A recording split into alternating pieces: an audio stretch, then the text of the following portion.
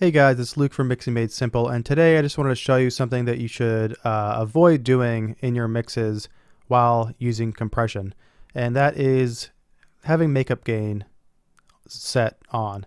If you've been mixing for a long time, and you know what you're doing, like you really know what you're doing, you probably don't have to worry about this. But even then, having makeup gain on while you're lowering a threshold is pointless and can actually lead to you making a mistake thinking that you're doing something good when really you're not doing anything or you're making things worse. And so let me show you what I mean. So I've got this Korg piano and I'm going to have makeup gain on. And by the way, for the longest time, Ableton had, when you threw in a compressor, like watch me throw this in, it used to come with the makeup gain on, but then they changed it and now it's off, which is great because when you're a newbie like I was for so many years, I would just toss in the compressor and think, oh, lower the threshold, it gets real loud, and now everything's sounding great, when really that's not the truth at all. And so I'll show you what I mean. So I'm going to play this chord progression.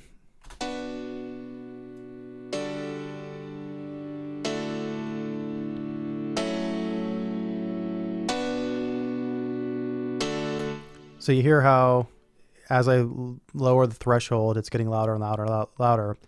And humans, we automatically perceive louder as better. That's why the loudness war was even a thing, because everyone thought, like if I give you two of the same recording, and if one is mixed a little bit worse, but it's louder, and you play them next to each other, unless you have a really great ear, you're probably going to just think the louder one's better. And so what you really should do is have this off, and then you're going to add some compression.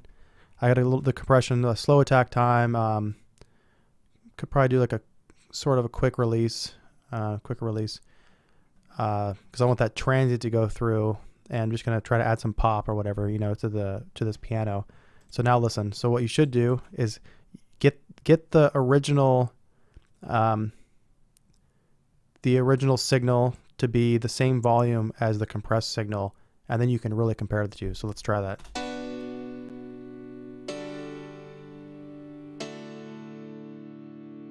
Okay, so that's definitely quieter.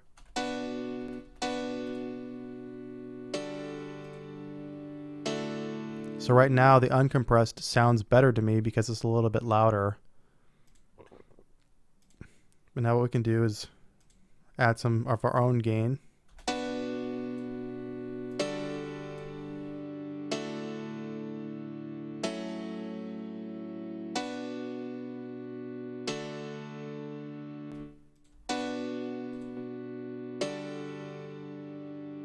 See, now when I go back and forth, I can clearly hear what the compressor is doing, whereas before, when the compressor was just way louder than the original signal, I can't really hear it. So now if you listen one more time, I'm going to go back and forth. Check it out.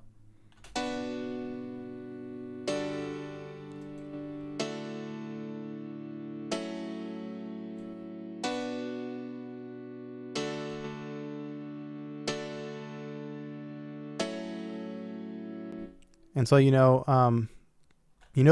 always have to compress everything.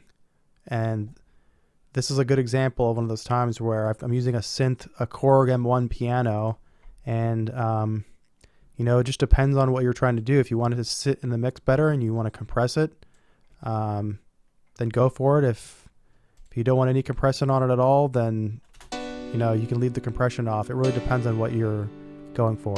So anyway, just wanted to throw that out there to keep in mind going forward, because it's a really easy mistake to make. And I did it for years where I thought I would just throw this on there, make the makeup gain would be on it, throw that threshold down, everything got louder, and I thought I was making everything better when really I wasn't. It was probably making everything worse.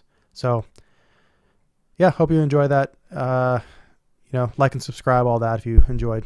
All right, thanks.